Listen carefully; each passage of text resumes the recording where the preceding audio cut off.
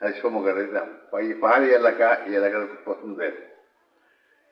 এখানে অনেক লোকের সঙ্গে পরিচয় ছিল রাজনৈতিক, যখন অংশ নিয়েছি সেই সুবাদে। আর আজকে অনেককেই খুঁজে পাচ্ছি না, ওনার দুনিয়া থেকে চলে গেছেন। আমি বলি ভাই অসুস্থ, কিছুদিন আগে 4-5-7 দিন আগে ওনাকে দেখার জন্য আসছিলাম, অনেকের সঙ্গে দেখা হয়েছিল। তারপর পুরান অনেক স্মৃতি মনে পড়লো, চা বাগানের যারা বক্তৃতা দিতে, এরাও আমার অনেকের পুরান সঙ্গী সাথী। আজকে আসছি আসন্ন জাতীয় সংসদ নির্বাচন 12ই ফেব্রুয়ারি। ইতিমধ্যে আমার পরিচিত বক্তারা, মেয়র সাহেব সহ অনেকেই বলছেন 12ই ফেব্রুয়ারি নির্বাচন, জাতীয় সংসদ নির্বাচন। বিএনপি মনোনীত প্রার্থী, ওনাকে দেখতে দেন ভাই, ডিস্টার্ব করেন। বিএনপি কর্তৃক মনোনীত চুনারগড়ের হবিগঞ্জ 4 আসনে আমাকে আপনাদের সামনে হাজির হওয়ার সুযোগ করে দিয়েছেন আমাদের দলের চেয়ারম্যান জনাব তারেক রহমান সাহেব।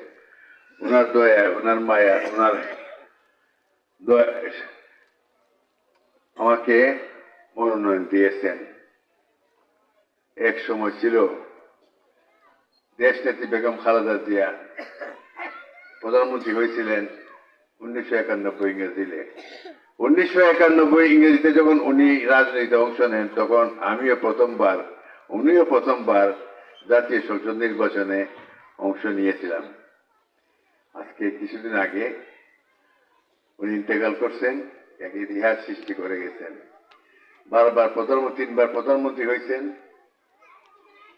মহিলা জগতের প্রথম প্রধানমন্ত্রী বাংলাদেশে, আর সারা বিশ্বে 2 নম্বর প্রধানমন্ত্রী বেগম খালেদা জিয়া।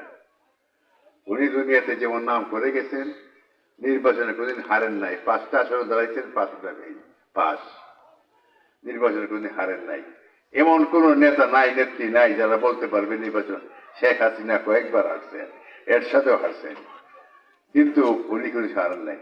উনি প্রধানমন্ত্রী হিসাবে এলাকার অনেক সমস্যার সমাধান করেছেন, যা মানুষ যতদিন বাংলাদেশ বেঁচে থাকবে ততদিন শ্রদ্ধা সহিত স্মরণ করে।